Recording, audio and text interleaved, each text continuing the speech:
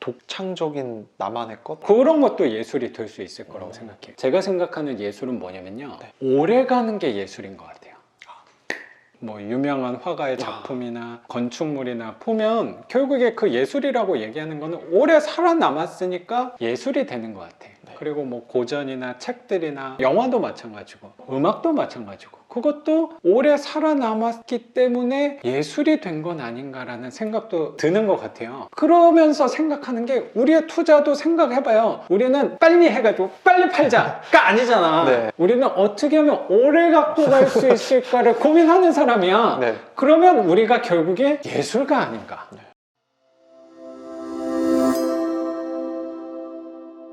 이상한 놈까지는 아니고 되게 특이하다고 생각해서 희한하다. 이런 게 있나? 아예 없었던 걸 봐본 것 같으니까. 보통 부동산이라고 하면 시세 차익적으로 얼마 벌었다, 뭐 차익 얼마 남겼다, 아니면 갭 투자, 풀피 얼마 했다, 이런 쪽이 주라고 저도 생각은 들긴 해요. 시세 차익 투자를 해도 이렇게 맨날 볼 수는 없잖아요. 이렇게 그 아파트 뭐 맨날 가는 것도 아니고. 그래서 일단 이 방향은 맞는데 시세 차익 투자도 투자하는 에너지 대비 얻는 게 조금 없는 것 같은 제가 느끼기에는. 오히려 선생님한테는. 그래서 이제 선생님 영상이 어떻게 알고리즘을 탔고 그 많은 영상을 보면서 이게 작지만 현금 흐름이란 게 나에게 주는 부분이 크다는 걸 느꼈어요. 크다고 느낀 부분이 책을 읽다 보니까 경제적 자유 막 이러잖아요. 저는 그게 처음에 되게 엄청난 건 줄 알았어요. 근데 이제 선생님 책에서도 그렇고 선생님도 이제 직장인 시절 하다가 이렇게 나오신 거잖아요. 그러니까 지금 제가 약간 그 선상에서 겹치는 것 같아요. 선생님이랑. 선생님 책에 느꼈다고 쓰신 거를 똑같이 느끼고 있는 거거든요. 이게 얼마 되진 않지만 내가 만든 자유인 것 같은 거예요. 이 얼마짜리 월세가 처음 선생님 만났을 때도 이게 시작인 것 같다고 한 게 성급히 다른 투자를 해서 돈을 왕창 불리겠다는 게 아니라 제 소중한 직업을 갖고 천천히 같이 얘랑 나아가니까 얘도 도와주고 제 직업대로 돈 수익도 벌고 하니까 쓰는 건 그대로인데 수입이 늘어나니까 저축의 범위가 더 커지더라고요. 계속 파이가. 그렇죠. 그래서 이게 점점 부자로 가는 길이 아닌가라는 생각이 저 혼자만 이렇게 드는데 어디서는 말하지 않습니다. 누가 비웃어갖고 자꾸.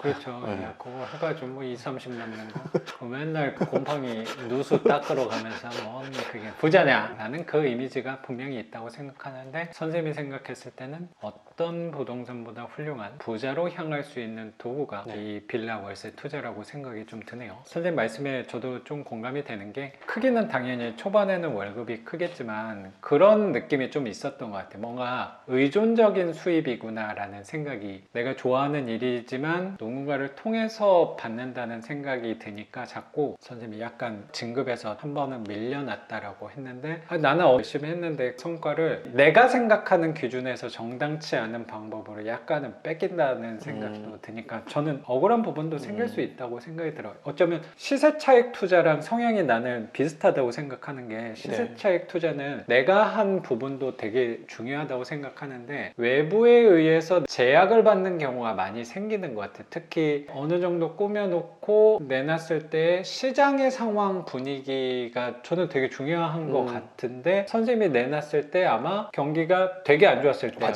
말이야. 근데도 한 달에 한 두세 팀이 왔다는 건 놀라운 성과라고 나는 생각도 들거든요. 그거는 내가 한 거보다 외부의 상황에 휘둘린다는 생각이 저는 시세차익 쪽에서 조금 더 많이 들었던 것 같고 회사도 굳이 따지다 보면 내가 한 부분도 중요한데 외부 상황 어쩌면 회사 안에 이권 개입에 의해서 내가 휘둘릴 수도 있는 다 그렇다기보다 그런 부분도 저는 크다고 생각도 들었던 것 같아요. 근데 현금 흐름 투자는 금액은 작을 수도 있지만 온전히 내가 다 만들어 놨다는 것 자체가 선생님이 저한테 의견을 구하긴 했지만 어쨌든 결정은 내가 한 거고 선생님도 여기 수리하면서 인테리어 사장님들하고 얘기하면서 배운 게 진짜 많을 거라고 생각이 들고 세입자도 지금 한 명 받고 있으니까 그 세입자가 민원이 왔을 때 어떻게 내가 대응을 해야 되는가 요 정도의 금액은 내가 써도 되겠구나 아니면 이분 책임으로 얘기를 해야 되는 거 아닌가 그런 선도 분명히 배웠을 거라고 생각하거든요. 그렇게 시행착오를 하면서 내가 직접 만들어낸 월세를 55만 원 받아서 원금 이자 내고 한 25만 원 돈이 나왔다는 거는 월급 300만 원, 400만 원의 금액의 크기는 훨씬 작을지 몰라도 차원이 다른 수입이라는 생각을 저는 하게 된 것 같아요. 그리고 얘는 여기서 차액 25만 원으로 끝나는 게 아니고 이걸로 한 건에서 끝날 거면 안 하고 만다 한다고 생각도 들긴 하는데, 여기서 희망적인 부분은 얘가 지금 한 사이클을 돌려보니까 이제 똑같이만 반복을 하면 되는 거잖아요. 반복을 해서 가다 보면 50만원, 100만원, 200만원 언젠가는 내 월급에 준하고 그 이상도 갈 수 있겠구나의 계획이 서는 게 저는 이 투자의 가장 큰 장점이 아닌가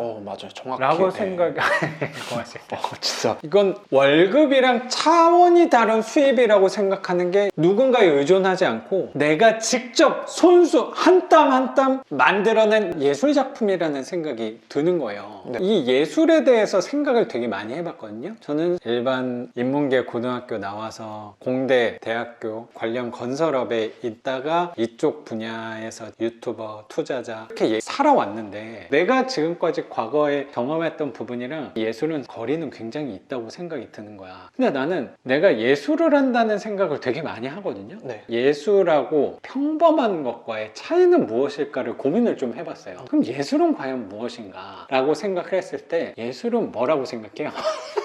그냥 제 생각을 자유롭게 좀 말하면 저는 독창적인 나만의 것? 그런 것도 예술이 될 수 있을 거라고 생각해요. 근데 선생님 말 속에서 내가 생각한 예술의 정의와 중복되는 게 분명히 있는 것 같아요. 제가 생각하는 예술은 뭐냐면요, 오래 가는 게 예술인 것 같아요.